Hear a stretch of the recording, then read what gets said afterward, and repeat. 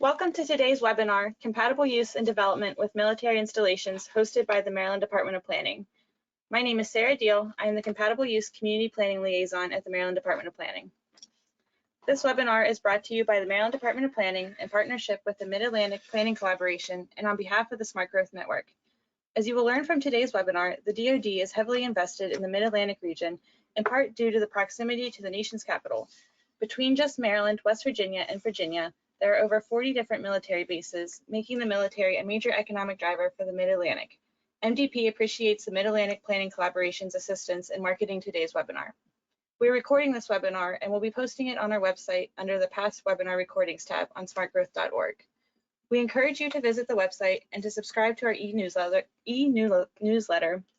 to learn about upcoming webinars. You can also find out about planning initiatives, planning tools, and educational opportunities in Maryland by visiting the Maryland Department of Planning's website at planning.maryland.gov. The views expressed by the speakers in this webinar are those of the speakers and not necessarily of the Maryland Department of Planning or the state of Maryland. Viewers of this live event are eligible to receive 1.5 CM credits from the American Planning Association. To log your AICP credits, visit the American Planning Association's website at planning.org. Log into your account and search for the name of today's event, which is Compatible Use and Development with Military Installations. You can also search for event number 921-9523.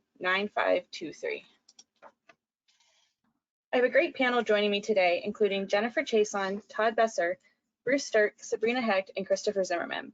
I'll be introducing each panelist with a brief bio, but please refer to the panelist biography page under handouts to learn more about each of our presenters. As I mentioned earlier, my name is Sarah Deal, and I'm the Maryland Department of Planning's Compatible Use Community Planning Liaison. I am leading the development of Maryland's first Compatible Use website and handbook, which are resources that will guide compatible community development in support of the long-term mission sustainability, mission resiliency, and operability of military operations throughout the state. Jennifer Chason is the Grants Program Manager with the Office of Military and Federal Affairs at the Maryland Department of Commerce. She is currently managing Maryland's Commerce's grants for the Office of Local Defense Community Cooperation, OLDCC, and a Regional Innovation Strategies grant from the U.S. DOC Economic Development Administration, as well as 8 other state grants to Maryland's various military alliances. Sabrina Hecht is the Community Planning Liaison Officer for Naval Air Station Patuxent River, Maryland. Since 2008, she has worked as a community planner for NAVFAC's in Naval District, Washington, partnering with St. Mary's County on a road maintenance agreement. She chairs the Regional Transportation Initiative, is part of Team PACS implementing the Readiness Environmental Program Integration, REPI, and is the Air Installations Compatible Use Zone subject matter expert. Sabrina is a retired colonel, having served multiple combat tours. Bruce Stirk is the Director of Federal Facility Support for the City of Hampton, Virginia. He is responsible for leading and directing the City of Hampton's efforts to partner and build relationships with National Aeronautics and Space Administration Langley Research Center, Joint Base Langley Eustis, Hampton Veterans Affairs Medical Center, and other federal organizations. He functions as a member of the executive management team for the City of Hampton and is the executive director for the City Council appointed Hampton Federal Area Development Authority Board. He also serves as a principal staff support to the Fort Monroe Authority, which is responsible for the activities associated with the closure of Fort Monroe as a result of the 2005 BRAC, as well as the Fort Monroe National Monument.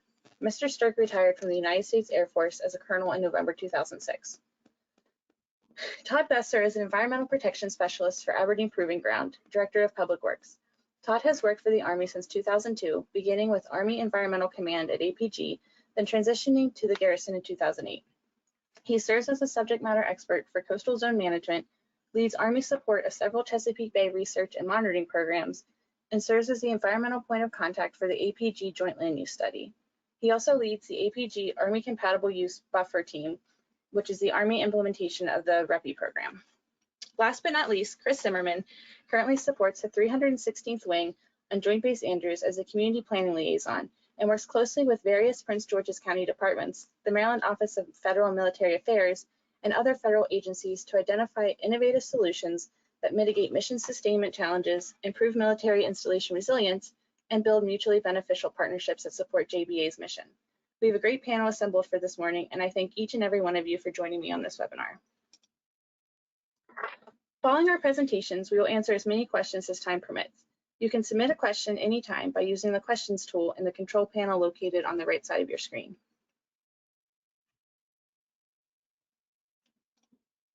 Before we get started, we'll launch a quick poll to help better understand our audience. If you're unable to respond to the poll by clicking, please try exiting full screen mode.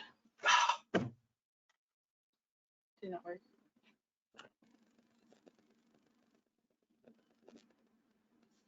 Is it working?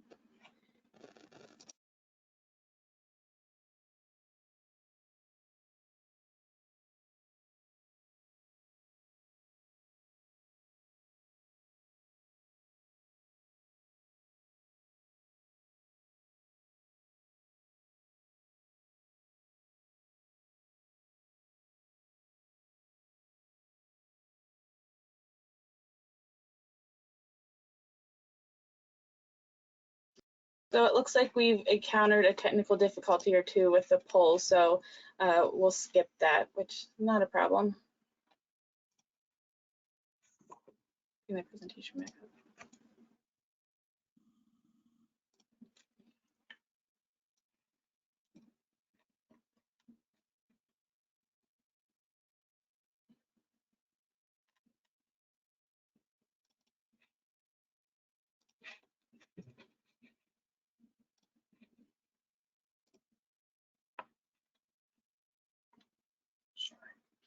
Okay, well, we'll just skip today's poll and we'll just go ahead and kick off the presentations for this morning. Sorry about that. So to kick off today's webinar, I want to talk about what compatible use planning is in relation to military readiness and community development. I will also be giving a high-level overview of what a few communities and state governments across the country are doing to strengthen communication and coordination between installations in the surrounding jurisdictions, including the state of Maryland's Compatible Use Project, which is currently underway. I will then be turning it over to the other panelists who will be showcasing specific best practices and resources that installations and communities in the Mid-Atlantic region are utilizing to support military installations, neighboring jurisdictions, and the DoD mission. So what is compatibility and encroachment? The relationship between military installations and the surrounding communities has become strongly interrelated, and it's becoming more and more important for the military, state and local governments, and other stakeholder groups to work collaboratively to protect military training capabilities while conserving important natural resources and maintaining community well-being. The best way to ensure civilian and military compatibility and maintain the long-term viability of the military's economic benefit to the state, while also ensuring communities the opportunity to grow and expand, is to continue to promote coordination, collaboration, and cooperation among all of our relevant stakeholders. So compatible use planning refers to working to ensure that both existing and planned land uses and activities are carefully considered to reduce or eliminate adverse effects or to enhance and support neighboring or nearby land uses. In relationship to military readiness, compatibility refers to the balance and/or compromise between community and military needs and interests with the goal of promoting an environment where both can coexist successfully. Compatible development with military installations can be achieved if local, county, and state governments coordinate their efforts with military installations and vice versa to promote and achieve compatible use. When we're talking about encroachment, this is another term that you'll hear a lot about today. It goes hand in hand with compatibility planning. Encroachment refers to any deliberate action by a governmental or non-governmental entity that does or is likely to inhibit or impede current or future military activities within the installation footprint. Encroachment also refers to deliberate military activity that is or is likely to be incompatible with the use of the community's resources. So some examples of challenge areas of encroachment are seen in those images there to the left. It's important to note that encroachment is certainly a two-way street and means different things to a variety of different people. So to a civilian that lives near an airfield, it might be the noise of a jet engine that disturbs their favorite TV show. But if you're the airfield's commander, the encroachment might be the housing development that presses closer and closer to a runway or the fence line that's seen in that bottom image. Working collaboratively, military, state, and local governments and other stakeholders can protect military training capabilities while conserving important natural resources and maintaining community well-being. So why is compatible use important? Why are we talking about this today? Successful compatible use planning brings benefits for both the military installations and the surrounding communities.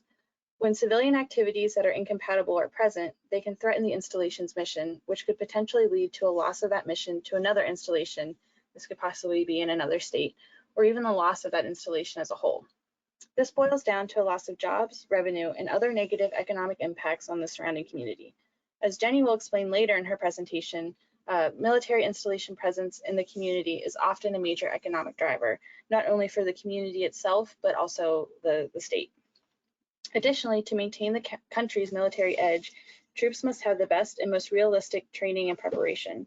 Restrictions that are caused by increased growth and development can have a detrimental impact on the military's ability to train as we fight. When the military community and the local state governments work together on compatible use land planning, there's an opportunity to minimize impacts and maximize benefits in areas where the military and communities intersect.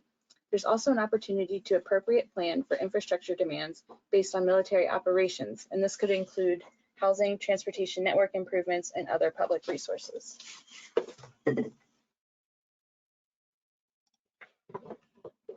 So across the country, different states and communities with a strong military presence are taking steps to promote increased communication and coordination in support of responsible compatible use planning practices, which is what we're talking about today.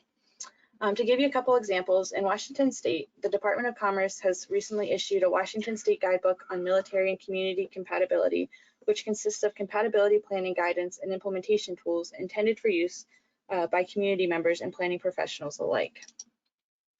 Similarly, in California, the Governor's Office of Planning and Research collaborated with local, state, and federal stakeholders to develop a 2016 update to their advisory planning handbook. So this book was originally published in 2006, and its primary purpose is to guide city and county planners, property owners, developers, and military personnel on how to best engage and collaborate on different proactive planning efforts, and also encourage land use compatibility and also reduce encroachment on military installations in different operating areas. So finally, meanwhile, in Florida, and these are just a couple high-level examples, there's plenty of other options or opportunities across the country.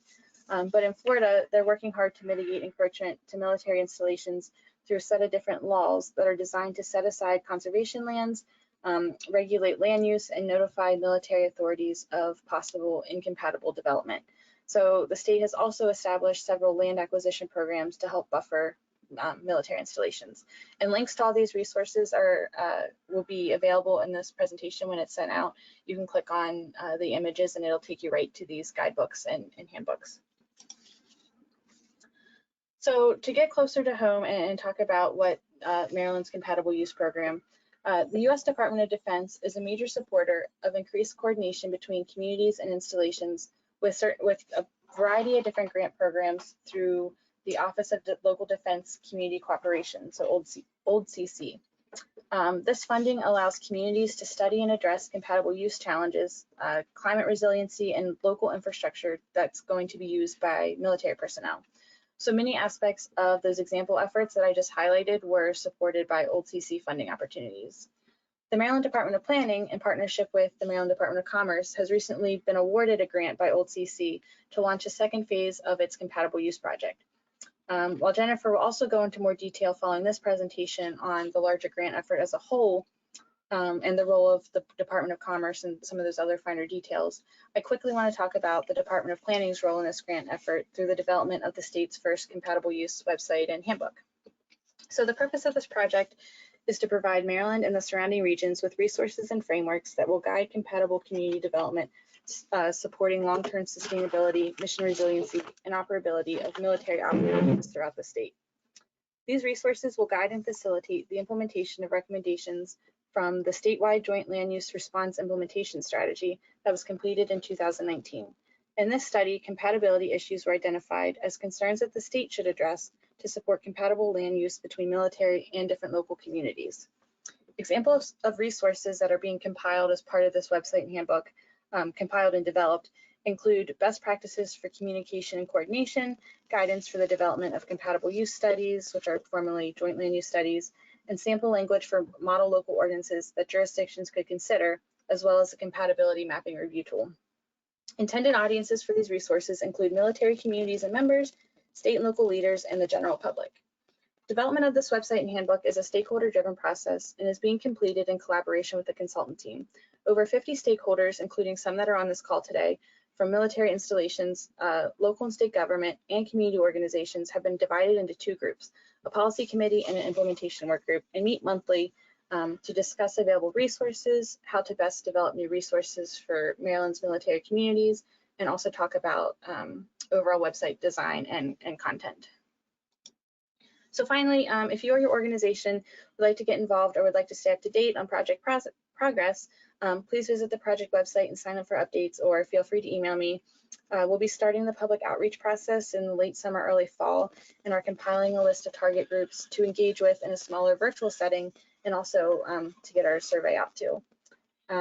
We want to make sure that we engage with our target audience on all different levels, whether that be the military installations, local and state leaders, community organizations, and the general public, in order to provide the most beneficial set of resources. So if you have any questions regarding this presentation, make sure you drop them in the questions box, and we will cover them at the end of today's webinar. And with that, I will turn it over to Jennifer Chason. Welcome, Jenny. Thank you, Sarah. If you'll bear with me, I'm just going to share my screen.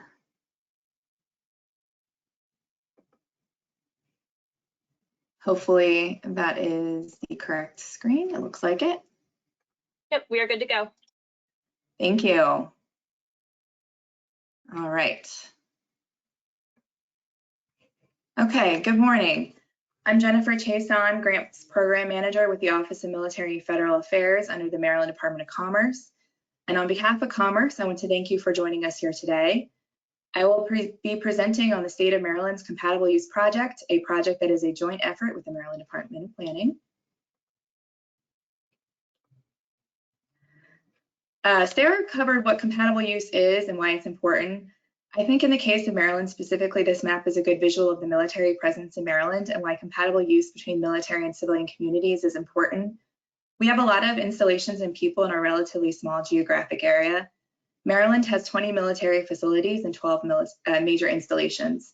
These bases perform critical work on behalf of the nation and support key industries such as aerospace, cybersecurity, and biosciences.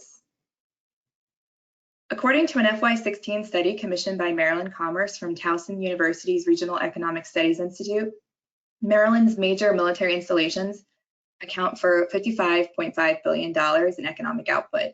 This represents nearly 1/6 of the state's total gross domestic product. Additionally, according to usaspending.gov, about $33 billion in federal contract spending was performed in Maryland over the last 12 months, and Maryland ranks #1 in federal R&D obligations, consistently ranks. For defense spending specifically, Maryland consistently ranks among the top 5 states in the country for defense spending, and recently ranked 2nd for Army small business spending. Federal and defense spending are a critical part of Maryland's economy, and as such, projects like the Compatible Use Project look to protect the economic impact from potential adverse impacts like commercial or residential development that may encroach upon their footprint.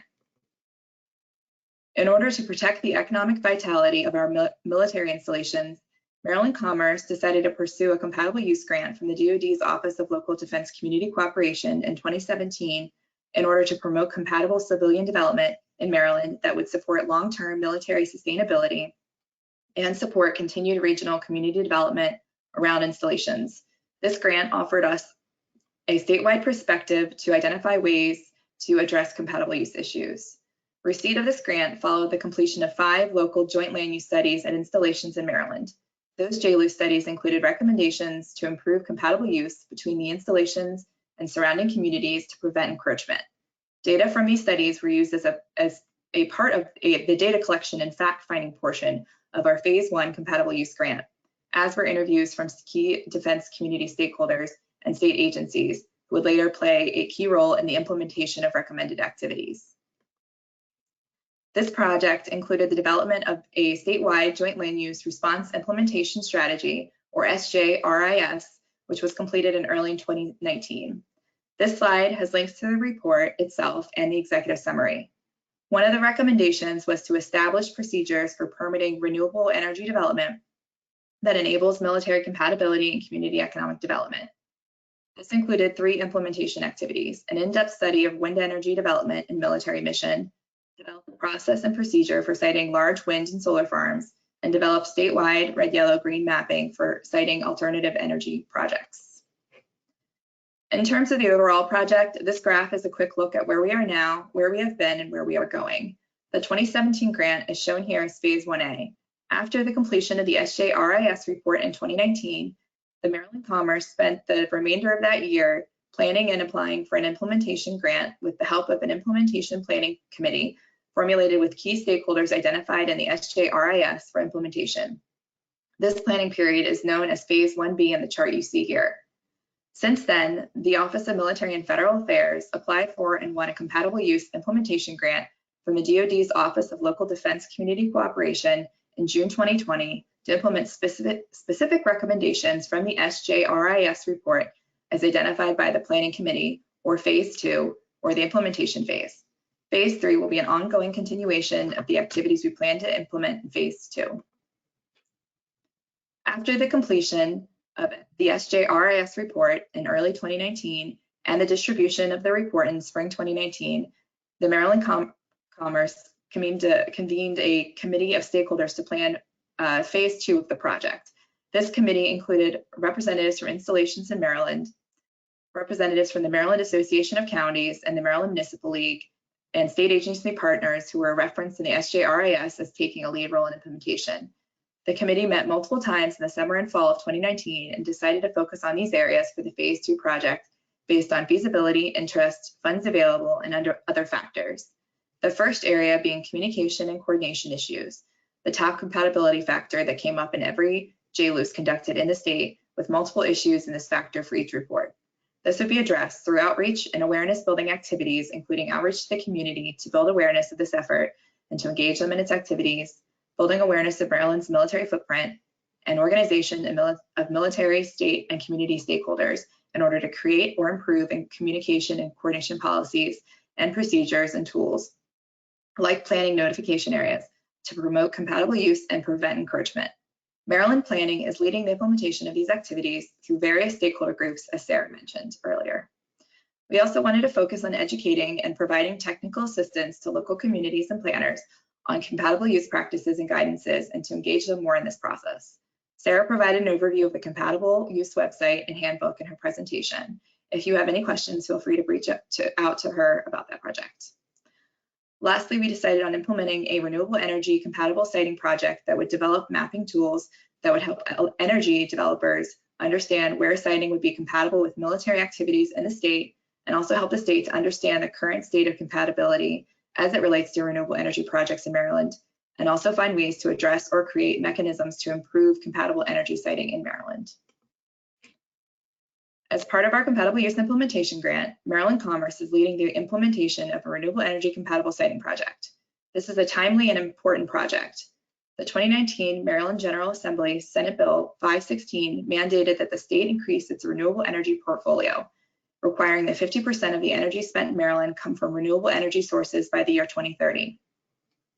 In order to meet these goals in a way that would not adversely impact our military operations in Maryland, Commerce engaged a vendor, Matrix Design Group, to execute the project.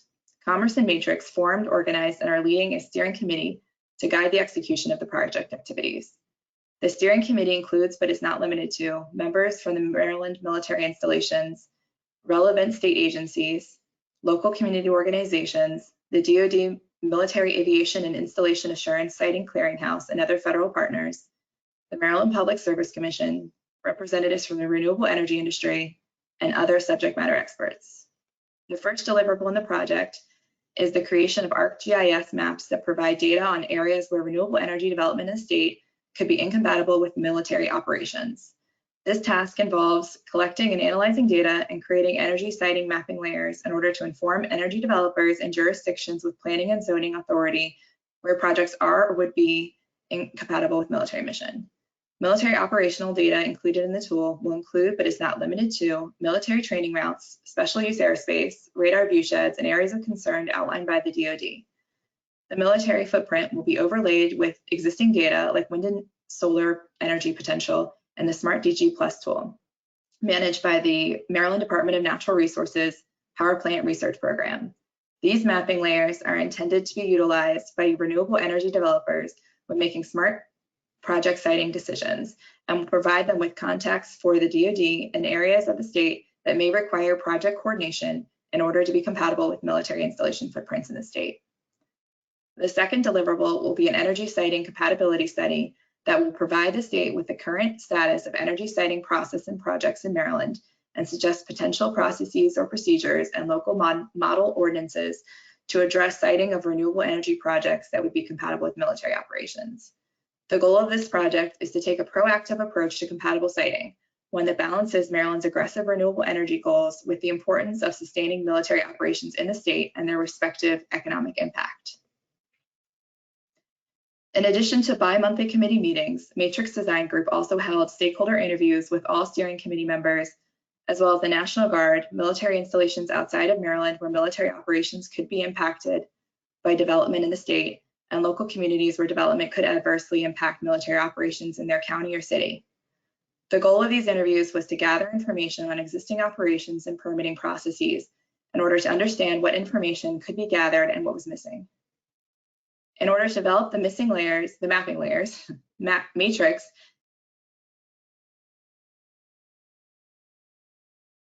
released requests for information to many of the parties who were interviewed in the project in order to gather existing data, including requests for GIS data. In order to understand how local communities could use the tool in their permitting process, Matrix will undertake case studies with 2 communities where wind energy potential is the greatest within military operational areas: St. Mary's County, home of NAS Patuxent River, and Webster Field in Caroline County, which is under military airspace managed by the Delaware National Guard within the NAS Pax River radar viewshed, and it is also at a high risk for adverse impacts from development. Once the data is collected, cleaned, and organized, the team will analyze the data and prepare the mapping layers for integration into the SmartDG Plus mapping tool. The study will provide a report on current siting processes and legislation for renewable energy projects. Note that in Maryland, projects that generate more than 2 megawatts of energy, with exceptions, are required to go through the state's Certificate of Public Convenience and Necessity, or CPCN, process for large-scale utility siting. Community-scale projects, or projects that are smaller than 2 megawatts, are permitted by the local or county government if local permitting processes for wind and solar energy projects exist. The study will also develop model legislation and ordinances using best practices implemented by other states to guide compatible renewable energy siting. A questionnaire has been issued in order to gain feedback on those suggested best practices.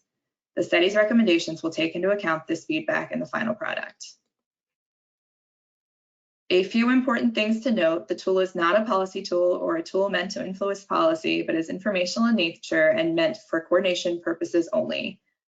With this project, the state is not leasing areas nor sites for renewable energy development, nor is the state creating exclusionary areas, blocking off areas of the state where renewable energy development is not allowed. Additionally, the map will include military operational areas, including missions that may originate outside of the state, provided that development within the state would be impacted by those missions. Lastly, the mapping layers will show military operational areas in offshore waters or development that is more than 3 miles off the eastern shore of Maryland. However, the mapping layers will not prescribe any analysis to those areas due to those waters being under federal jurisdiction for all siting matters. Users will be instead referred to the Bureau for Ocean Management if interested in offshore wind leases. As to the study, it's important to note that the model ordinances or suggested legislation will likely be related to the military compatibility mapping layers and how to integrate the tool into the CPCN process. For example, during the pre-application discovery phase or a local permitting process. Any suggested best practices will take into account the questionnaire feedback. These suggested tools and guidance are not prescriptive or restrictive in any way. That's it for me. There's a lot more to this grant and the renewable energy compatible siting project. So if you have any questions that I can't answer during the Q&A portion, here's my contact info, as well as the information for planning should you like to reach out about this project. Thank you.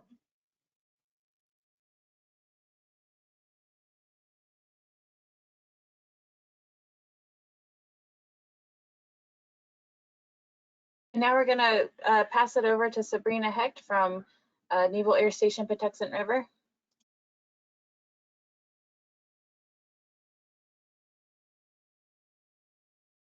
Sabrina, if you want to go into full screen mode. All right, can you hear me? Full screen. Can you hear me? Yes, we can hear you. There we go. Is it in full screen mode now? Yes, you're. I'm good. Okay, good morning, everyone. My name is Sabrina Hecht. I'm the Community Planning Liaison Officer for NES Pax River. I have been working encroachment prevention and mitigation for approximately 10 years. Previously, I worked for St. Mary's County in planning and zoning. St. Mary's County is where NES Pax is located. The relationships I formed while working for St. Mary's County and the subsequent immersion in the local community has proven to be a very successful combination when it comes to partnerships, collaboration, compatible use, and just getting the job done. So today I'm going to show you several projects and programs that I've worked with at the local, state, and federal level that has been very successful. So let me just give you a little bit of a background. So Naval Air Station, if you're not familiar, is located in Southern Maryland, St. Mary's County, approximately 60 miles south of DC. We have a mix of urban, rural, and industrial uses. The Amish community actually has a large presence here as well, which was once a sought-after tobacco farming community and waterman community. The county now relies on the jobs and industry brought in by the Navy. Today, the population for all of St. Mary's County is 113,000, but NAS Pax employs over 25,000. So if you see this next slide, this is the Atlantic Test Range. Not only are we on the ground, we are in the sky, and our aircraft operate and are tested all over, from the northern neck of Virginia in the lower left-hand corner to the eastern shore, all the way to Delaware, and of course, southern Maryland. So I'm just going to give you a brief history of Pax River, why this is important. So NES was commissioned on April 1st, 1943 to support the efforts during World War II. Today, those aircraft that you see in the background are still standing and being used today to house and maintain the aircraft we test. That was 78 years ago. Under the BRAC move in the 1990s, when NavAir moved to Pax, the population on base went from under 10,000 to over the 25,000 that we have today. What was a 2-lane road is now an 8-lane road. Why is this all important? Because without collaboration from our local, state, and federal officials, we wouldn't be the premier research, evaluation, development, and testing of all Navy and Marine Corps aircraft we are today. So here's a nice picture. We have a lot of pictures in the archives. You can see that's a Grumman TBM-3W Avenger to today's Joint Strike Fighter testing over Pax River. I think it's a pretty cool one. If you've never been here, it's really a sight to see, and the mission will continue long into the next century. So my job here is to prevent and mitigate encroachment. Every day I see the natural and built beauty of NES Pax, which is why I'm so passionate about it. So really quickly, just 3 takeaways. We have over 50 tenants here, 3 types of aircraft: fixed wing, rotary wing, unmanned aerial systems, and Pax River contributes $7.5 billion to the Maryland economy, and we can't stress that, how important that is. So I'm going to talk kind of extensively about the AQs, but not as extensively as I'd like to, because we're only getting 10 minutes. But why is this so important? I think that this is one of the first collaborations for compatible use that happened in the Navy. Why did we need to work with our local counterparts? Because the AQs is the Air Installation Compatible Use Zone. The first in the Navy was in 1979. Although St. Mary's County adopted it in 75 because it took the Navy that long to actually adopt it. So what this is, it's an overlay that's encumbered by existing development land. So it was updated in 2009 because we had a new mix of aircraft, the F-35, and then we also completed one at our outlying Webster Field, which is where mostly our unmanned aerial systems go.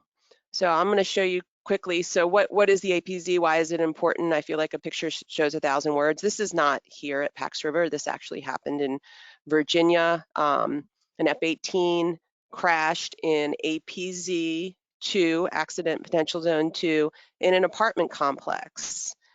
Luckily, there was no injuries somehow, but these are the type of uses you don't want in your accident potential zone. So here at Pax River, we've been working on this for decades. You can see here on this next slide, this is the original AQs at the bottom, 1975. One of the things that was recommended was that consideration should be given to relocating 3 schools, the Frank Knox School, George Washington Carver, and Lexington Park. Well, all 3 of those since then, since 1975, have been relocated. And I'm going to show you that in a couple more slides. But here's our footprint today. You look at the gray area, that's NAS Pax River. The yellow is the clear zone, that's on base. We have APZ1, Accident Potential Zone 1, which is in the red area. Most of that is on base. And then you've got APZ2, which is in the blue. And you can see where the gray and the white ends to the left-hand side, that's off base. So all those areas off base prior to 1979, when this was adopted, had businesses, schools, residences, which some of these are not compatible. So today we're still trying to move towards compatibility. These are our, as part of the AQs is also our noise zones, excuse me. Those extend out into the Chesapeake, which isn't a problem, but also into Calvert County. So relocation of facilities outside the accident potential zones, not only do we need to have compatible use off base, but we need to have compatible use on base.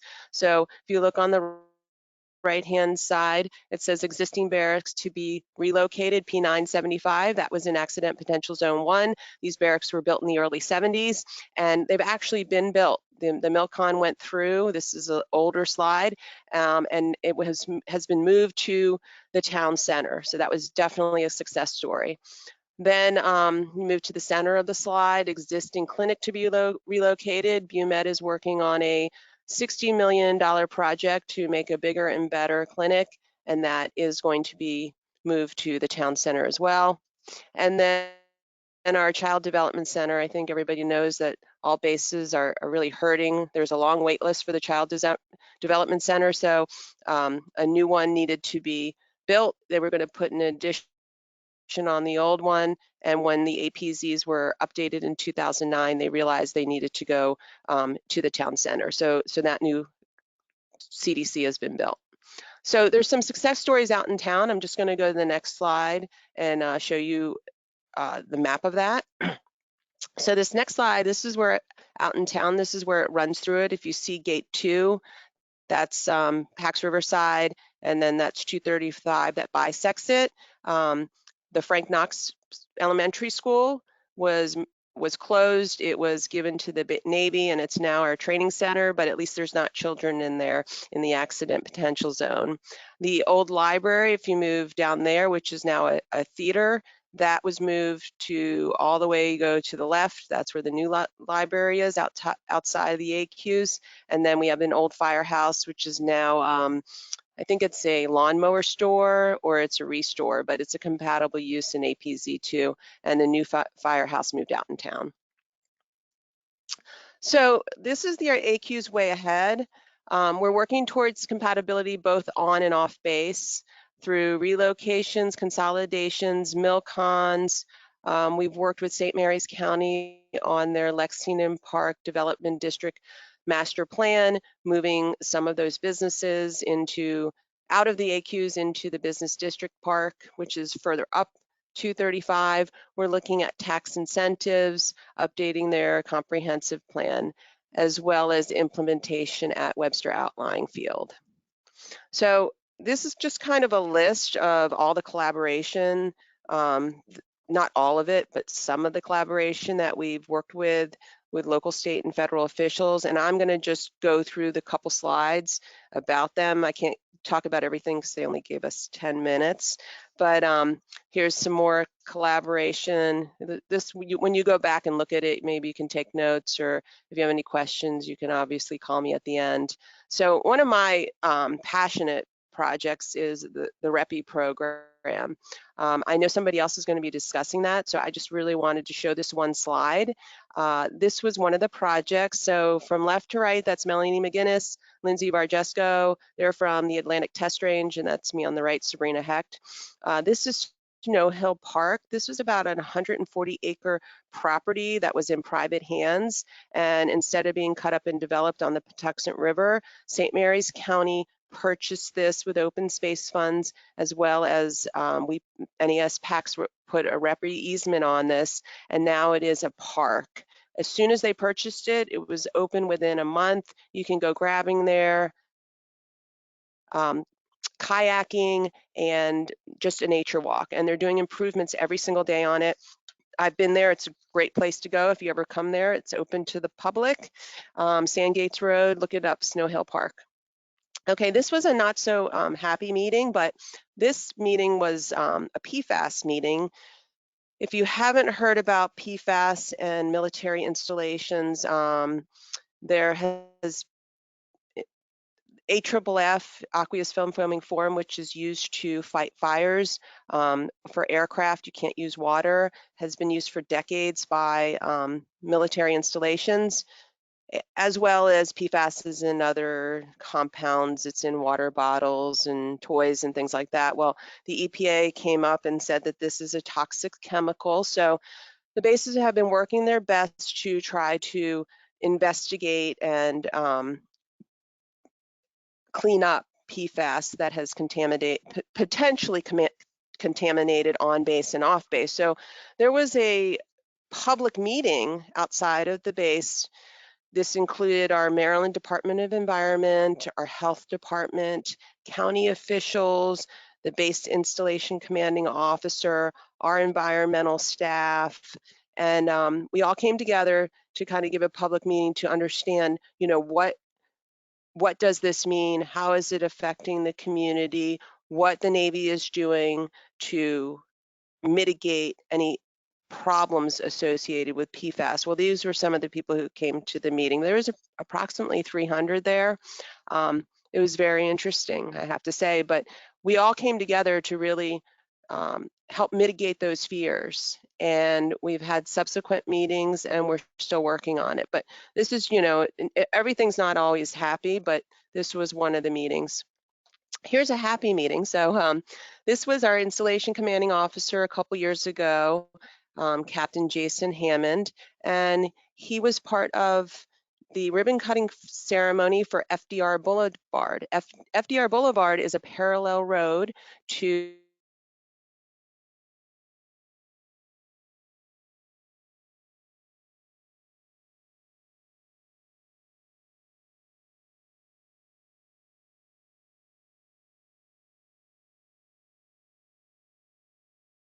bus traffic, because we do have an issue with traffic and urban encroachment. So opening this road was very important to Pax River as well as the community. And then on the right-hand side, that is the Commissioner President Guy for St. Mary's County, and they are signing jointly the intergovernmental support agreement. And I will go over more of that in our subsequent slides.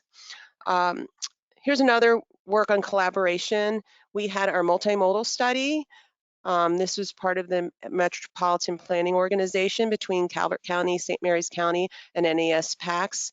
We had over 2,500 responses on what people would like to see to help the traffic issue going to PACs mitigate it, whether that was bus systems coming out, more bike lanes. And this was our public meeting at the Naval Air Station museum. And then on the right-hand side, it was just a bike to work day. That was a fun day. I'm in there in the back, but anyway, you know, stressing the importance of multimodal. The community came together. We started at the parking lot in Wildwood. We got permission there. And the BASEO even, not this one, but it was a previous year, he actually rode his bike into town, and we used the Pax Velo biking team to kind of navigate our way in there. So, you know, important urban encroachment, traffic is a definite encroachment issue. Okay, the next one is COVID collaboration. This was new. This was brand new for everyone. And because of my relationship with St. Mary's County, they called me at like 12 o'clock on a Friday and said, Sabrina, we need you to come to our EOC in St. Mary's County to the COVID meeting. So I showed up within an hour and got them in touch with our health officer at the clinic. Previously, you know, the Navy clinics were kind of just worked with only what was on base and worked with military members and sorry, I'm losing the word, but we did not collaborate out in town. Well, today we now have a relationship with the health department. The clinic does. So it was needed, obviously, for this pandemic. And then on the right-hand side, this is Techport. This was we were trying to come up with the masks, as you see on the left. There was no masks. How could we make them? Techport is an agency at the airport, the local airport, and you'll see that's Governor Hogan's representative for Southern Maryland, Gretchen Hardeman. So all these groups were coming together to make this prototype for this mask, as you see on the next page. And this was our security guard who was using the prototype for the mask. And again, this was all in the beginning stages of the COVID, and we're still working together today. Lancaster Park. This is a great program that we have. It used to be military housing. It is outside the fence line, but it is Navy property and it's 46 acres. St. Mary's County has leased this park for in-kind consideration since 1998. Lots of things happened there. There's a dog park, there's a playground, walking trails, turf fields, basketball courts, and it's just a great place for the community to come together, and patrons of Pax River don't have to pay any fees for it. Next slide, Defense Community Infrastructure Program. If you haven't heard about it, this is the second year. St. Mary's County submitted for a crosswalk at our Gate 2 and Great Mills Road. It's going to be approximately $520,000. It's a Tier 2 resilience project. And as you can see, the only crosswalk they have is actually across Great Mills Road. But trying to get across to Gate 2, which is in the upper right-hand corner, there's no sidewalks. That building that, you know, the 3 tiers there, that's Frank Knox. There's nothing there. So we put the project in, the installation commanding officer had to put a letter of support, which he did. Our environmental folks will help support the NEPA documentation, and we will know on August 13th whether Pax River was able to get the money, or actually St. Mary's County was able to get the money for this great grant program. The next thing is the Intergovernmental Support Agreement. This is the first one in Naval District, Washington. The initial agreement was $250,000, and then it was renewed in 2020 for up to $2 million.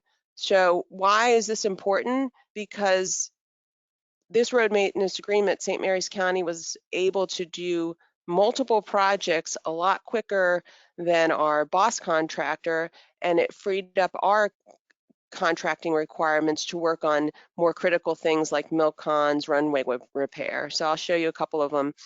This is our River's Edge. This is our catering and conference center on base. You can see that there was like no lines at all in the parking lot, and they completed it in 8 hours that quickly. That was important. Next slide. This is the Patuxent River Naval Air Museum. Where the aircraft are actually parked on the apron is Pax River's property, but we have an agreement with the museum, and you can see like the cracks in the grass, and you know, that wasn't very pretty, and we want to make this, you know, the premier aircraft research and development and come to this beautiful museum. So the IGSA was able to fix that, and it looks beautiful today. So one other thing, collaboration. We have aircraft here. Sometimes there's an emergency, and one of our search and rescue helicopters went down. This is just a couple miles from base. Again, it's very rural here. And here is later on where the pilots came back. and gave the landowner a picture of the aircraft that went down, as well as, you know, a thank you. And that's actually Charlie Sasser. I've known him for years, and not this farm, but another farm of his is in the REPI program. But they were just happy that, you know, nobody was hurt. So that collaboration goes a long way. Good things do happen. So how do I interface with our county government? This is a list of items. This is just some of them, and there's probably a meeting every week, or something that I need to review or forward to our Atlantic test range to make sure that, you know, what they're doing is compatible. What are my tools that I work with? Encroachment action plan, encroachment status report, the REPI program, joint land use study, which was completed in 2015, the new one, the AQs, and then we have joint commissioner meetings 2 times a year. That's just a small portion of it. So here's our encroachment management team on base. We meet once every 2 months. This is the leadership involved. We talk about any encroachment issues. We've talked about the REPI program, and it's a very frequency spectrum, you name it. It's a very robust group, and we make a lot of money working on this. So what are my parting thoughts?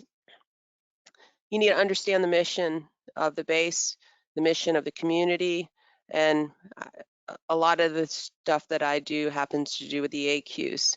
You need to go to regular meetings with your local planning and zoning, your elected officials, and just get out there. You want to try to work to make uses compatible. And how do you do that? You got to look for, you know, ways to do that. Tax incentives, with the DCIP, you know, we need to make sure that that crosswalk is put in somehow, and if we can get some grant funding, we'll do that. You know, you have a limited budget, and landowners and citizens are effective, and you need to get out of the office and off base. Well, we'll wait for questions till the end, but here's my information if you have any questions. Thank you very much. That's all I have. All right, now we're going to turn it over to Bruce Stark. Thanks so much, Sabrina.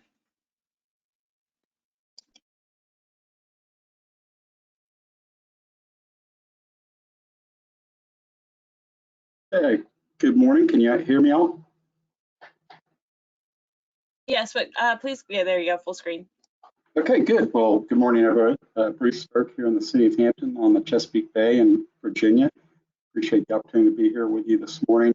So just a quick overview. I'll share our story about our work, but specifically with the Joint Base Eustis Langley Air Force Base in this particular case is part of the city of Hampton. We do have a robust federal partner presence here, as you can see on the slide. We're blessed in the sense that this is a great relationship with all these significant federal entities here in Hampton. And obviously you can see the amount of economic impact and jobs they bring to our community. So we've had a long-standing relationship for 100 years in some cases with most of these installations. But today I'll really focus in on our work with Langley Air Force Base. It's quite a large installation covering about 283 acres out there just off of the Little Back River that reaches out into the Chesapeake Bay.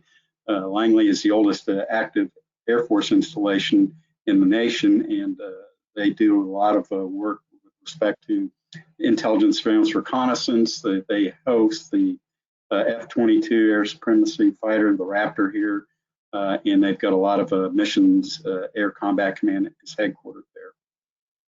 So since about 2008, we have really been focused on activities underway with respect to compatible land use and resiliency efforts. So our first engagement with Langley back in 2010 was to do the JLUS, which resulted in some opportunities to mitigate non-compatible land use and encroachment in and around the installation. From there, we also focused on some resiliency efforts because of the recommendations that came out of the initial JLUS, which was really non-compatible land use and mitigation relative to that project. But the resiliency efforts also have helped us understand the relationship with the installation and how we make them and in the community that surrounds them here in Hampton more resilient to sea level rise and climate issues that we're addressing here. So as you can see on this slide, we've conducted several projects. We are continuing to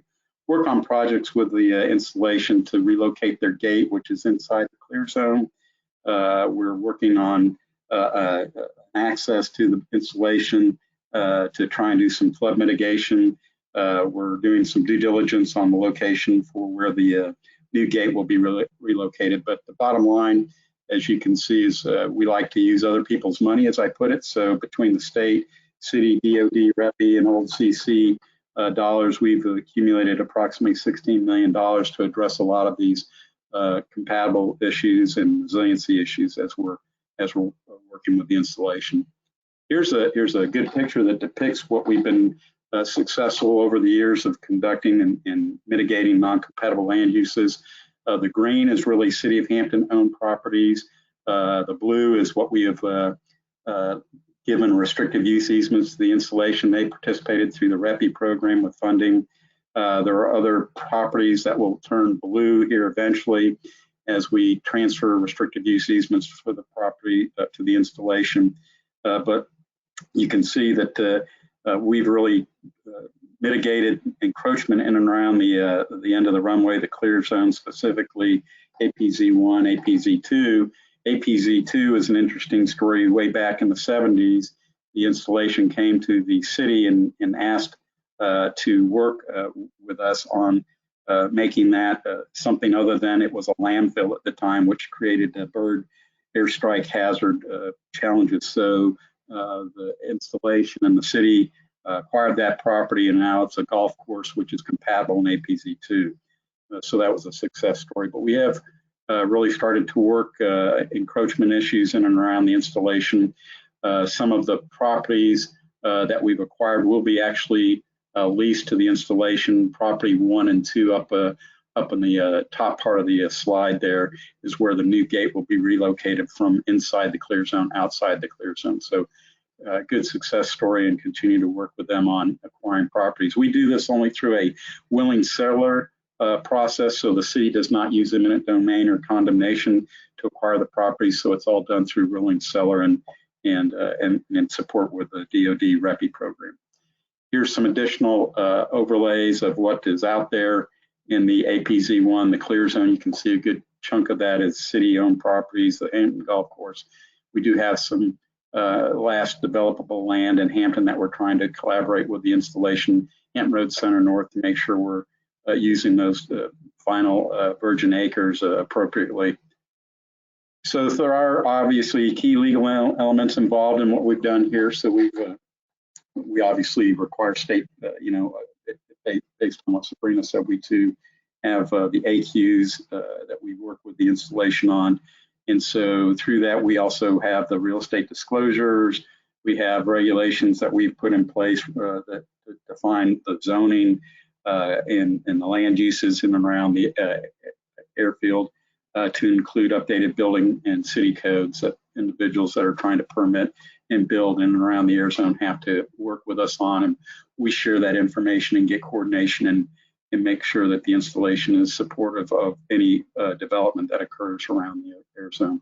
We've also created overlay districts in our zoning, and again, the AQs came into play as we did that. The air installation just updated theirs in 2020 because of the new increase of aircraft, the F-22s that'll be arriving here from Florida to stand up a formal training unit here. But we've also embedded flight approach districts and regulations specifically outlining those things that can be built in compatible uses in the zones in and around the airfield. One last note, the Air Force came to us. The city owns these properties that you see here. So we're cutting and timbering 118 acres of land to allow better visibility for flight operations in and out of the airfield there. The trees were getting upwards of about 80 feet, which were impacting navigational aids and visual flight approaches to the installation. So that project is actually underway now. So that clearing of 118 acres of trees will help flight operations and safety of flight, and that's a good thing for us in the Air Force. And over the next 20 to 30, 40 years, probably the trees will grow back again, so we'll be back out there cutting those trees and making it safe for visibility and flight operations. So as I noted, we'll address any questions later here, but the city really appreciates the federal presence we have, and you can see it's quite a significant economic impact for us. So thank you. I'll be passing my screen over to Todd Besser here, and thank you for having me.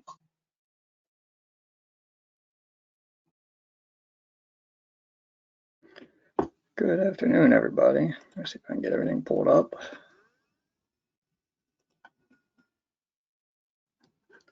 Okay, hopefully you can see my screen.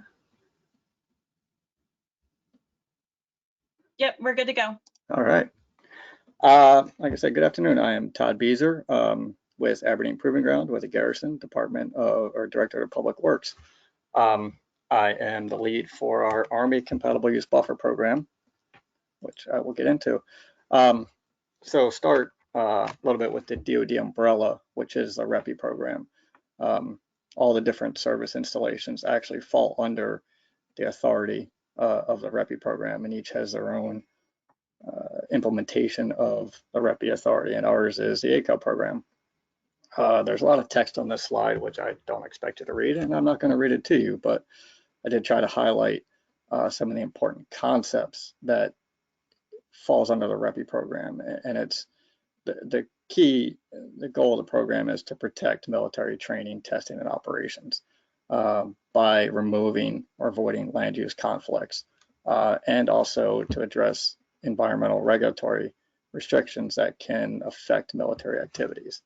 And this is done through a U.S. Code 2684A, which it's authorized in the National Defense Authorization Act. I think the first time it came through was 2002 or 2003.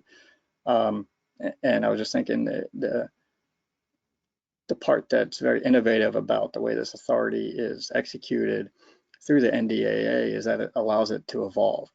Over the years, it has been clarified, and it's actually been expanded recently in 2019 to allow REPI and the service and implementation actions to address military installation resilience.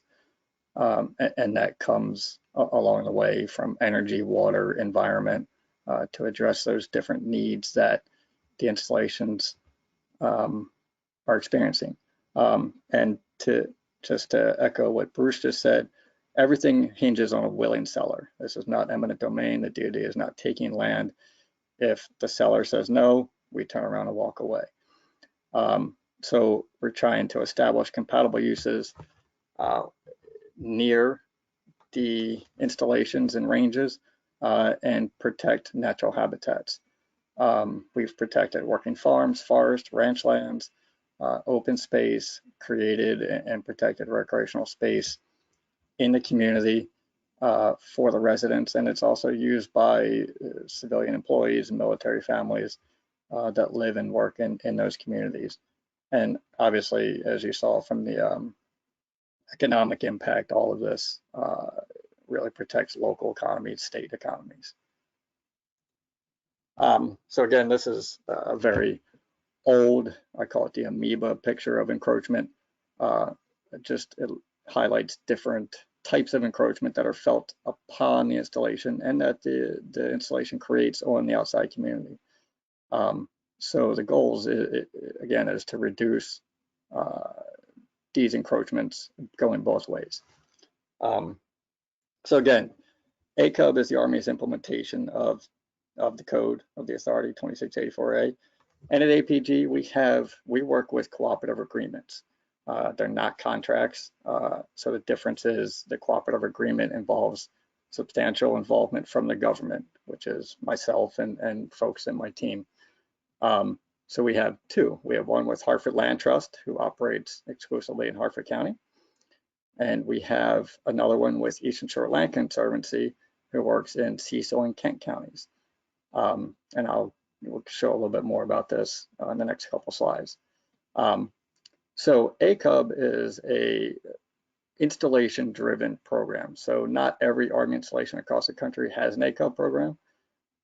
If an installation is feeling the effects of encroachment or environmental restrictions, or now with the need to protect and increase the resilience of the installation, they can develop a proposal and run it through Army Environmental Command and headquarters for approval, and they can begin their ACUB program.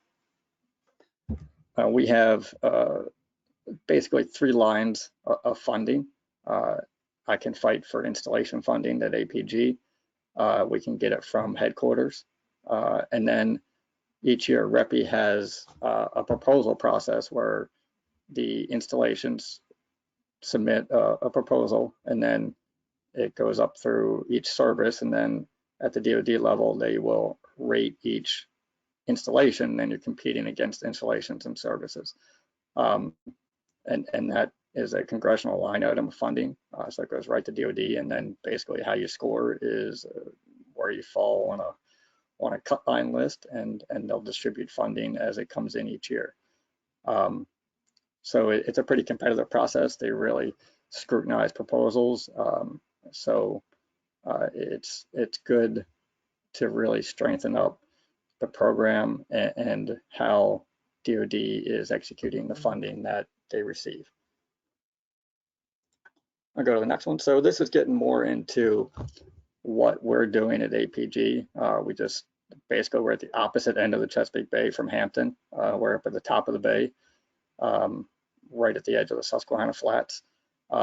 This is a picture I took when I was up in a helicopter, looking back from the Eastern Shore over to APG. And as you can see, we at APG don't have any natural barriers to the Eastern Shore. So we don't necessarily have development right on our fence line, on our boundaries, but there's nothing that mitigates our sound. And noise is our main mission driver for our ACUB program. And as you can see on the right, those are outputs from a noise model that we run not on a daily basis, but on a as needed basis. If there's a large test, if there's atmospheric conditions that might indicate that noise will be felt off post, they'll run. They go out at 7:30 in the morning. They put up a 3 pounds equivalent of TNT, and they do a test shot, I think, at like 7:30 in the morning. And we have noise monitors all around APG in Harford County, Cecil, Kent, over Eastern Shore, and they'll run these models to find out what the anticipated effects of the noise would be. If anybody was tracking the news yesterday, I think we had a big test shot that went off sometime around 11 or 12 in the morning, afternoon. It was felt, from what I read, from Delaware to down in Baltimore County. I personally didn't even hear it in Bel Air. So noise is a very fickle beast. It's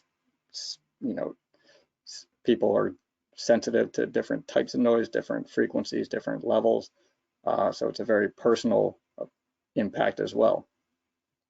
So our goal is to preserve APG's mission by limiting noise receptors, basically people in our anticipated noise contours from our testing mission. We are a research development test evaluation installation. We have about 90 tenants, and we research and test everything from lab bench scale stuff to full-size weapon systems. So we have static detonations, we have live fire detonations, and there's no real set schedule. It's all year, different weather conditions. And we tried to, as Sarah stated earlier, is that the goal of REPI is to train as we fight. We kind of, at APG, we need to test as we need. We get questions from in theater that we need to turn around quick answers to. We have long-term research projects that get tested. And one of the benefits at APG of having some of the different tenets that we do is we can develop something in the lab, scale it up, and then take it around to a range and test it within days versus having to ship it out west to a different test center in the desert. So we're saving time and money by having everything co-located right on APG. And that's one of the things that we're trying to protect with our ACUP program. And then getting a little more into, so you can see where we work. The red line and the blue line are anticipated noise contours from our operational noise model that was done. It was updated in 2016, I believe. So you can see it's a little different from the red, yellow, and green areas. The red, yellow, and green areas are our ACUP priority areas. As the proposal goes up through headquarters, we have to develop priority 1, 2, and 3 areas. So red is our priority area 1, yellow is 2, and green is 3. They were actually initially drawn on the 2006 noise contours, so things shifted a little bit. But when we developed our proposal, we also were looking at environmental factors, such as we had a biological opinion for the bald eagle, which has since gone away with the recovery of the eagle. That's why you have some of those outlying priority 1 areas that were red. There was a lot of eagle data from those areas. We looked at wetlands. We looked at the time, total maximum daily load requirements, which again shifted as that program at the state evolved. And then we looked at Maryland's critical area for protection of those types of areas and habitats. So again, we work on both sides of the bay. I'm going to focus a little more on Harford County in the next couple slides. The red and black parcels, you can see red has some level of interest or negotiation into the ACUP program with our partners. The black are parcels that we've closed. So we've done a pretty good job since 2007 when we initiated our program, and then we revamped it in 2012. So again, I'm going to focus a little more here in Harford County. If you can see kind of in the top center, that black parcel right adjacent to that little green polygon. That little green polygon is our Churchville test area, which is a vehicle test track. We test every vehicle that DoD has, and at that test track, we can replicate 80% of the world's terrain. And actually, the rest of the parcels around that test track are already under some type of conservation easement or protection. And that parcel was on the market for sale. We worked with Harford County and Harford Land Trust and the REPI program, and we're able to get a conservation easement on that. It's about 141 acres, and basically protected the life of that test track. Some of the more recent ones from the last year and a half, the big black parcel kind of in the middle it's a big forested parcel, which is right now it's part of Maryland's program Open Space. The Conservation Fund was actually instrumental in actually buying the parcel from bankruptcy court in Florida.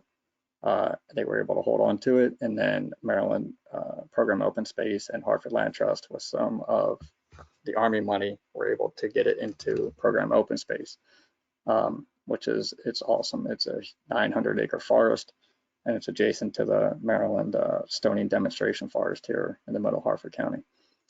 And then you see the two larger black parcels on the shoreline. One, the larger one is Bellevue Farm, which we just closed last fall. I think that's 340 acres, I believe, right on the shores of Susquehanna Flats. It's a beautiful old historical farmhouse.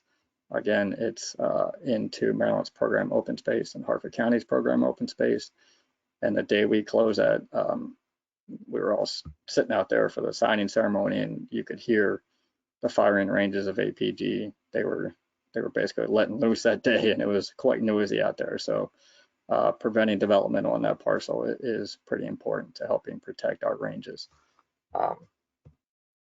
And then you can kind of see some of the other parcels over on the eastern shore that have been preserved with our partners over there. We have some large ones that have been done, but just kind of focusing on Harford County right now. So I like to show this slide as well, in that we as APG in the military have benefited greatly from other state, local, and other federal conservation programs, in that these are all non-REPI easements or some type of land protection that we have benefited from. Obviously, 2007, 2012, when our ACUP program really got going, we're relatively newcomers to this game. But for years and years and years, we've gained benefit from all these other programs that have had a long-standing history in the state of Maryland for protecting lands, whether it's forest, farmlands, and it's really helped the longevity of Aberdeen Proving Ground. We were established in 1917, so we're over 100 years old. We're one of the premier RTD installations in the country. And which another unique thing is that we actually own parts of the gunpowder, the bush, and the main stem Chesapeake Bay there. So within that green boundary is our exclusive jurisdiction, which is, side note, why we have a pretty extensive Chesapeake Bay program as well, and why we work with DOD's Chesapeake Bay program and the state and local DNR and a lot of the monitoring programs throughout the state and the Bay. So I got through that pretty quick. So we have some time for questions when we get to the end, but I will hand it back off. Great, thank you, Todd. And last but not least, we do have Chris Zimmerman.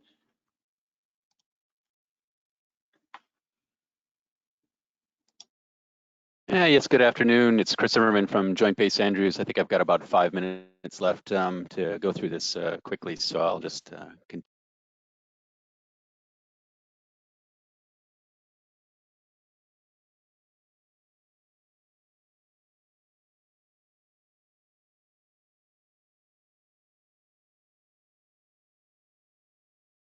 Chris, we're having some issues hearing you. Can you hear me okay? Yep, I can hear you now. I double-clicked the button or something like that. But anyway, so I've got about 5 minutes, so I'm going to go through this very quickly. Military installation overlay zones, very similar to what Pax River has. But we did this as a result from our 2009 joint land use study. And I'm just going to go over some of the issues that created the need for this. So Joint Base Andrews was created in 1943 to support the Army Air Corps training. And you can see off to the top left, you know, what the what Joint Base Andrews looked like. And at the time it was Camp Springs. Then if you go over to the right, top right corner, 1963, it started to change a little bit more. And you can see some of the development, urban development around the base. And in 74, you can see even more development. And then obviously 2016, there's even more development. The population has increased 915%, and I think that's probably fairly standard for any sort of you know, big urban area. And the population still continues to increase. We have some major developments happening out to the northeast. We're about 10,000 homes and 6 million feet of retailer going in. We also employ 17,500 people on base. About 60 to 70% of them are Maryland residents around the local area.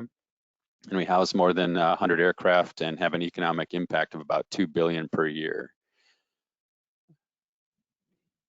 Ooh, wow, cool. I didn't even see that was going on. That's nice.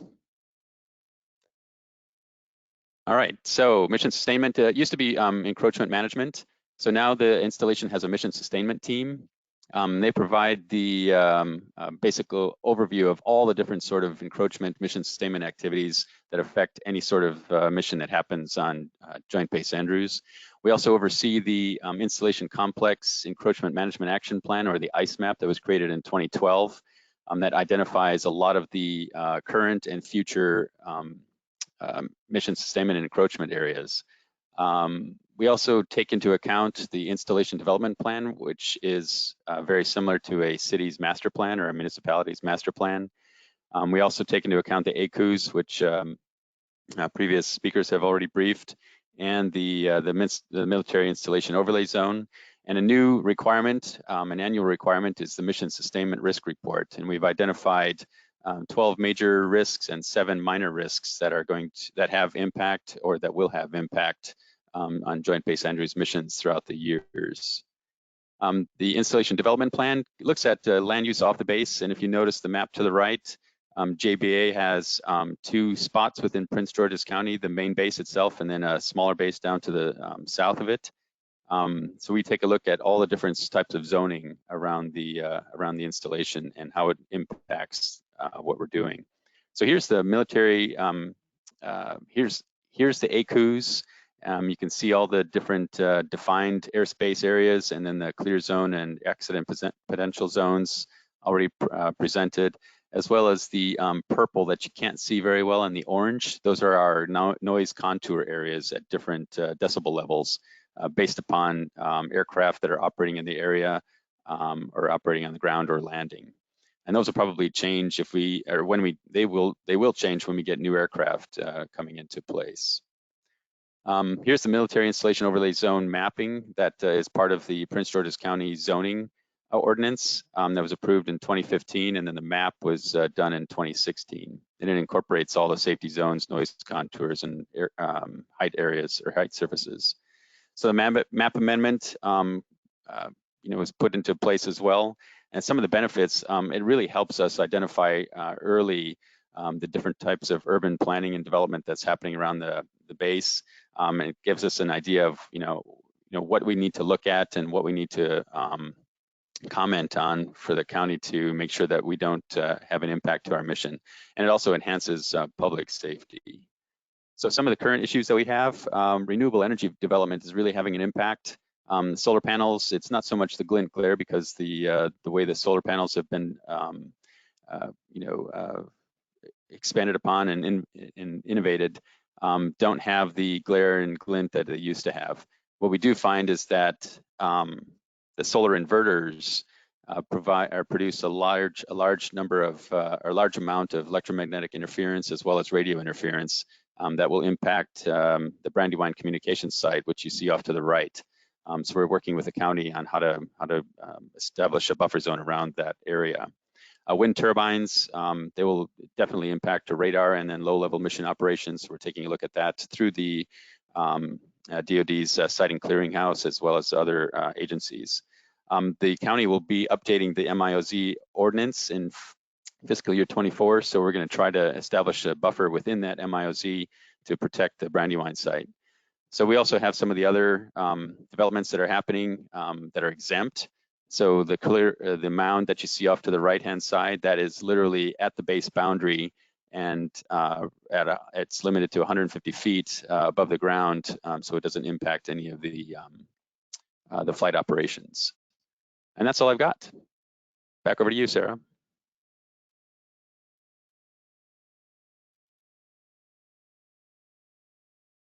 Great, thank you so much, Chris. So throughout the webinar, we've been assembling quite a number of questions from our audience, and we'll now move into our question and answer session. I know we're running a little short on time, but we'll try to get through as many of these as possible. To that point, you can continue submitting questions as we move into the discussion, and we'll answer as many as we can get to until 11:30. So let's go ahead and get started. I guess the first question that's come up, and a good clarification point. So someone brought up that in Sabrina's presentation, she noticed that the slides are noted as for official use only. I'm not sure what that means, and are the slides available to the general public? And then the second part of that question, Sabrina referred to the town center at Pax River. Was there a master plan written for the town center? And if so, is it available to local planners?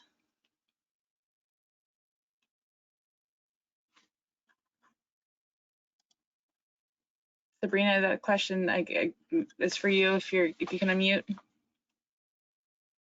Can you hear me now? Yep, can hear you. Okay, yeah, for official use only. Well, nothing in there. It was probably just a rollover from a previous slide I had done, but nothing in there was secret or classified. As far as the installation development plan, yeah, I believe that is available, maybe not all of it, but yes, we do have an installation development plan 2018. I would have to see if it is available to everyone, but you could try to Google it, NAS Pax River Installation Development Plan of 2018, see if you can find it. But if it's available, I'll send it to Jennifer. That one, it actually says for official use only, so, but see if you can Google it, maybe you can find it. Great, thank you for that. Okay, so next question, this is probably general for the group. For planning purposes, especially transportation planning, it is helpful to have an accurate idea of the number of persons that work on site. A complete estimate of employment on site is often unavailable through federal and state data sources. Often national security issues are cited as a reason for this. Is there a reason for planners to get an accurate number of on-site jobs and workers at military facilities and bases? For example, getting an accurate count of employment at Fort Meade or Pax River has been a challenge. Any suggestions? And that was from Sean Kimberly.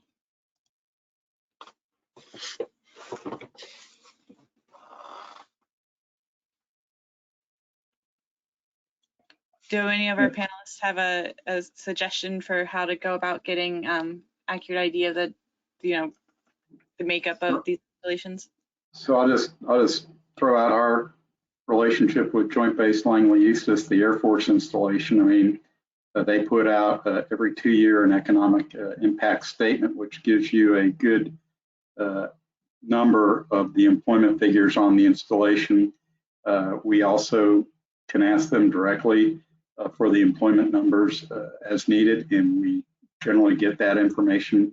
Obviously, they have rotations of military service members coming in and out of the community on a recurring basis, so those numbers are kind of an aggregate and approximate, but we generally just go to the base planning office and they share that information with us.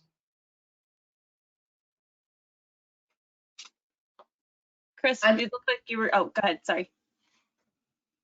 Sorry, I would like to add that the state also releases every 4 years a statewide economic impact study that includes employment numbers, and that is available on the Commerce website, the Maryland Commerce website. So I can share that link in the chat.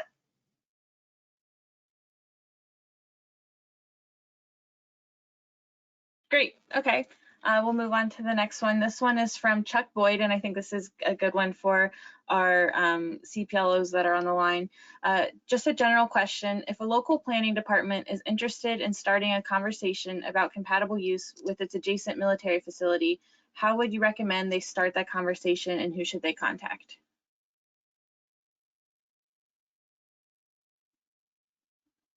Yeah, so this is Chris Zimmerman from Joint Base Andrews.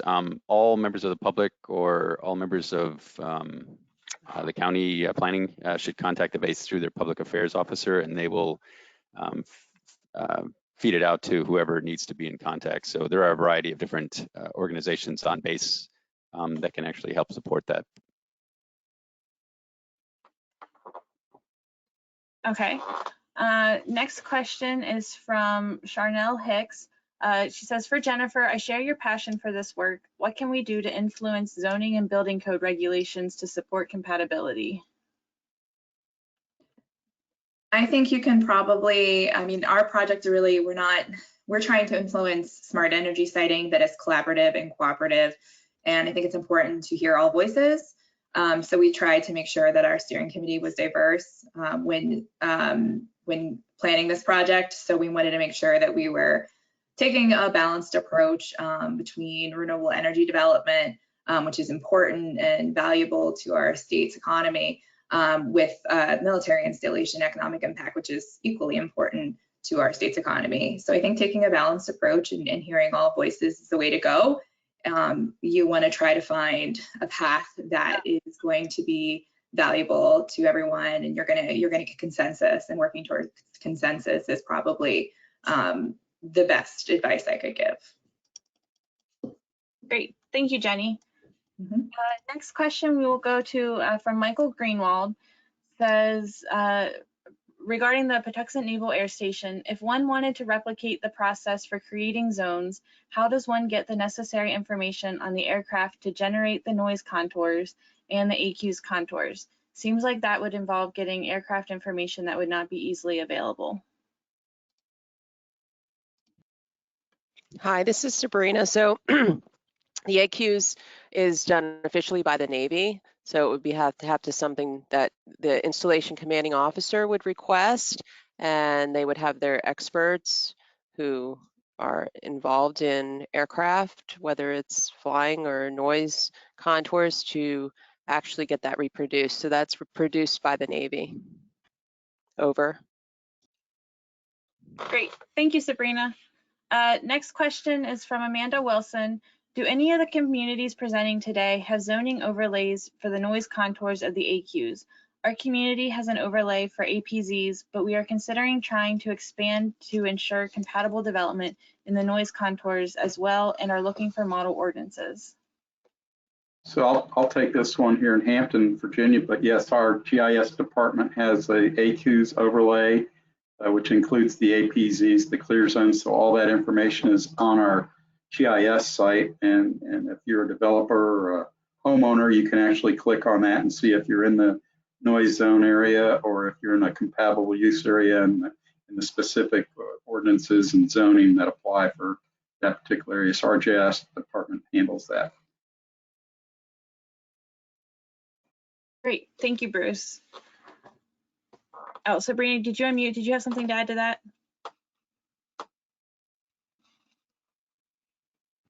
No, I don't have anything to add. Okay, just wanted to make sure. Next question is from Jason Dubow. Do military facilities forecast the future extents of APZs, AQs, and noise zones so that local governments can know 1 to 2 decades beforehand where they should be planning compatible land use designations?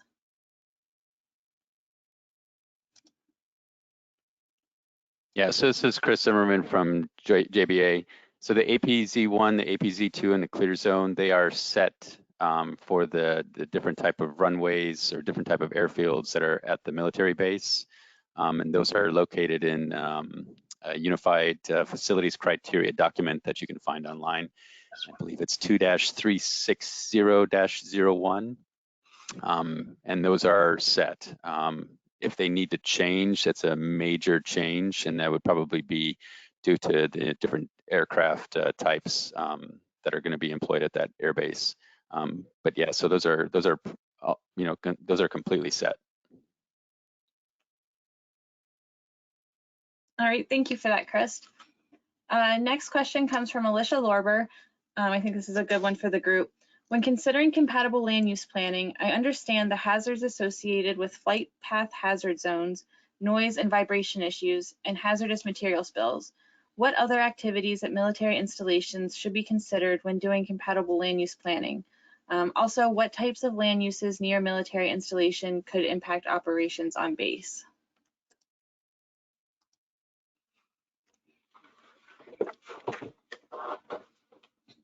I'll take a couple of those. So what we found from our joint land use study, some of the research there with some of our outlying test tracks is building heights, because we send data from a test track back to the main installation. So we try to keep basically a clear line of sight. And another one that we experience is marine trespassing. Since we actually own parts of the rivers in the bay, we constantly have patrols that are chasing recreational boaters, fishermen out of our waters when we're trying to conduct a test. So, just building new marinas, obviously, in the upper bay is going to increase that marine traffic, which could have an impact on the mission and the safety of the community. So those are two things that I think are overlooked a lot. Hi, this is Sabrina at Pax River. Doesn't have to be like right outside the gate, because you'd seen that our Atlantic test range extends all the way into Delaware, but some of the things we're combating for compatible use is alternative energy. which the Navy and the DoD is an advocate of, but solar farms and wind turbines have potential issues. And we are working both at the Navy level, the local level, and at the federal level to mitigate those problems. Some of the problems with the wind turbines, they were causing interference with our radar, our Adams radar. So certain heights might not be compatible with our radar, as well as solar farms, the glint glare, the heat map, and potential for CFIUS, which of course I don't remember what the acronym stands for, except that enemies of the United States like to manufacture those solar panels and then could be spying on us. So we're working on all those though for the future. Over. Great. Does anyone else have anything to add to that question before we move on? Alrighty. So our next question, whenever local comprehensive plans are updated, can military facility liaisons assist local planning boards throughout the update process to ensure land use compatibility? Again, Bruce and Hampton, so we bring the base planners into our conversations as we're updating ordinances and zoning overlays, and because when they update their AQs, for example, it does have impact outside the fence line in the community. So we've established a very close collaborative relationship through a memorandum of agreement that's signed by our city manager and the installation commander that kind of talks about the coordination process on those exact types of things that you just asked about, Sarah.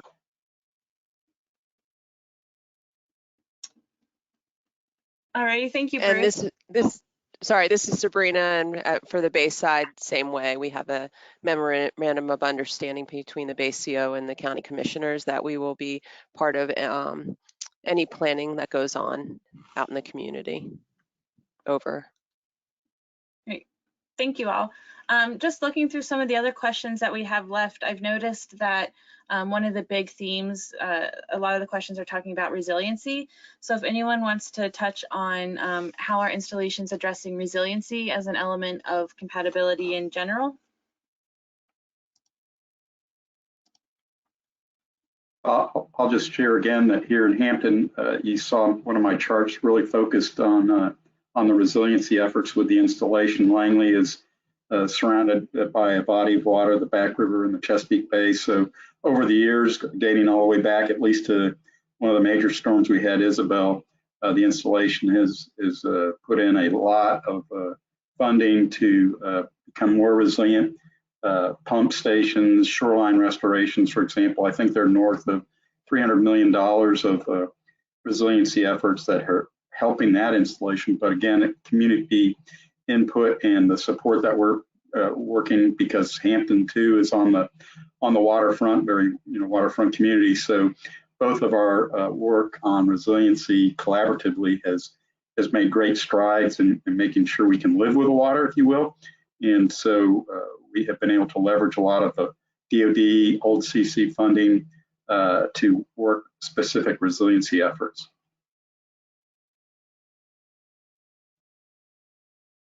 Does anyone else have anything to add to that? Alrighty. And I know we're over time, so I'll just wrap up with one last question. This is from Jocelyn Jones. She's wondering if any of these groups are also working with MDOT and MPOs.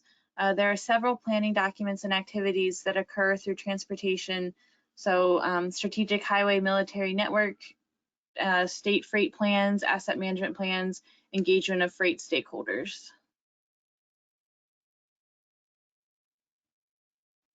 Yes, this is Sabrina Hecht. I am working with the MPO here locally, as well as a regional transportation initiative prior to COVID.